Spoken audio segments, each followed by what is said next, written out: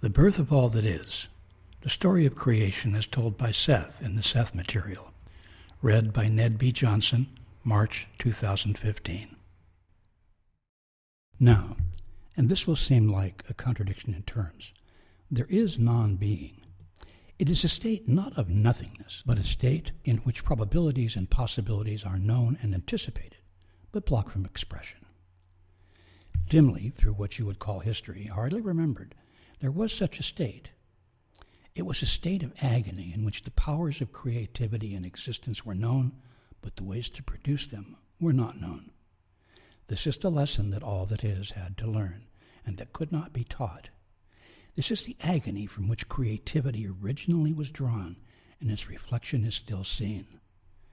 Some of the discussion is bound to be distorted, because I must explain it to you in terms of time as you understand it. So I will speak for your benefit of some indescribably distant past in which these events occurred.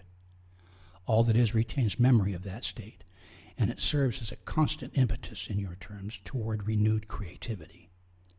Each self, as a part of all that is, therefore retains that memory of that state. It is for this reason that each minute consciousness is endowed with the impetus towards survival, change, development, and creativity. It is not enough that all that is as a primary consciousness gestalt desires further being, but that each portion of it also carries that determination.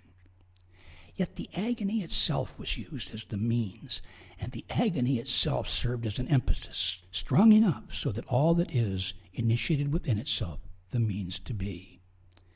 If, and this is impossible, all portions but the most minute last unit of all that is were destroyed, all that is would continue, for within the smallest portion is the innate knowledge of the whole. All that is protects itself, therefore, and all that it has and is and will create. When I speak of all that is, you must understand my position within it. All that is knows no other. This does not mean that there are not others to be known. It does not know whether or not other psychic gestalts like it may exist. It is not aware of them if they do exist. It is constantly searching. It knows that something existed before its own primary dilemma when it could not express itself. It is conceivable, then, that it has evolved, in your terms, so long ago that it has forgotten its origin, that it has developed from still another primary which has, again in your terms, long since gone its own way. So there are answers that I cannot give you, for they are not known anywhere in the system in which we have our existence. We do know that within our system of all that is, creation continues and developments are never still. We can deduce that on still other layers of which we are unaware, the same is true. The first state of agonized search for expression may have represented the birth throes of all that is as we know it. Pretend then that you possess within yourself the knowledge of all the world's masterpieces in sculpture and art, that they pulsed as realities within you, but that you had no physical apparatus, no knowledge of how to achieve them, that there was neither rock nor pigment nor source of any of these, and you ached with the yearning to produce them. This on an infinitesimally small scale will perhaps give you some idea of the agony and impetus that was felt. Desire, wish, and expectation rule all actions and are the basis of all realities. Within all that is, therefore, the wish, desire, and expectation of creativity existed before all other actuality. The strength and vitality of these desires and expectations then became, in your terms, so insupportable that all that is was driven to find the means to produce them.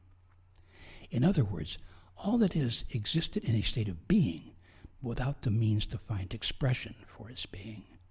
This was the state of agony of which I spoke. Yet it is doubtful that without this period of contracted yearning, all that is could concentrate its energies sufficiently enough to create the realities that existed in probable suspension within it. The agony and the desire to create represented its proof of its own reality. The feelings, in other words, were adequate proof to all that is, that it was. At first, in your terms, all the probable realities existed as nebulous dreams within the consciousness of all that is. Later, the unspecific nature of these dreams grew more particular and vivid. The dreams became recognizable one from the other until they drew the conscious notice of all that is. And with curiosity and yearning, all that is paid more attention to its own dreams. It then purposely gave them more and more detail and yearned toward this diversity and grew to love that which was not yet separate from itself. It gave consciousness and imagination to personalities while they were still but within its dreams. They also yearned to be actual. Potential individuals, in your terms, had consciousness before the beginning or any beginning as you know it then. They clamored to be released into actuality, and all that is an unspeakable sympathy sought within itself for the means. In this massive imagination, it understood the cosmic multiplication of consciousness that could not occur within that framework. Actuality was necessary if these probabilities were to be given birth. All that is saw then an infinity of probable conscious individuals and foresaw all possible developments, but they were locked within it until it found the means. This was, in your terms, a primary cosmic dilemma, and one with which it wrestled until all that is was completely enveloped and involved within that cosmic problem. Had it not solved it, all that is would have faced insanity, and there would have been, literally, a reality without reason and a universe run wild. The pressure came from two sources: from the conscious but still probable individual selves who found themselves alive in a God's dream, and from the God who yearned to release them. On the other hand, you could say that the pressure existed simply on the part of the gods, since the creations existed within its dreams. But such tremendous power resides in such pyramid primary gestalts that even their dreams are endowed with vitality and reality. This, then, is the dilemma of any primary pyramid gestalt.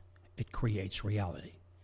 It also recognized within each consciousness the massive potential that existed. The means then came to it. It must release the creatures and probabilities from its dream. To do so would give them actuality. However, it also meant losing that portion of its own consciousness, for it was within that portion that they were held in bondage. All that is had to let go. While it thought of these individuals as its creations, it held them as part of itself and refused them actuality. To let them go was to lose that portion of itself that had created them. Already it could scarcely keep up with the myriad probabilities that began to emerge from each separate consciousness. With love and longing, it let go that portion of itself, and they were free. The psychic energy exploded in a flash of creation. All that is therefore lost a portion of itself in that creative endeavor. All that is loves all that it has created down to the least, for it realizes the dearness and uniqueness of each consciousness, which has been wrested from such a state and at such a price. It is triumphant and joyful at each development taken by each consciousness, for this is an added triumph against that first state, and it revels and takes joy in the slightest creative act of each of its issues. It, of itself and from that state, has given life to infinities of possibilities. From its agony it found the way to burst forth in freedom through expression, and in so doing gave existence to individualized consciousness. Therefore is it rightfully jubilant. Yet all individuals remember their source, and now dream of all that is, as all that is once dreamed of them. And they yearn toward that immense source, and they yearn to set it free and give it actuality through their own creations. The motivating force is still all that is, but individuality is no illusion. Now, in the same way, do you give freedom to the personality fragments within your own dreams, and for the same reason. And you create for the same reason. And within each of you is the memory of that primal agony, that urge to create and free all probable consciousness into actuality. I have been sent to help you, and others have been sent throughout the centuries of your time. For as you develop, you also form new dimensions, and you will help others. These connections between you and all that is can never be severed, and its awareness is so delicate and focused that its attention is indeed directed with the prime Creator's love to each consciousness. This account needs reading many times, for there are implications not at first obvious.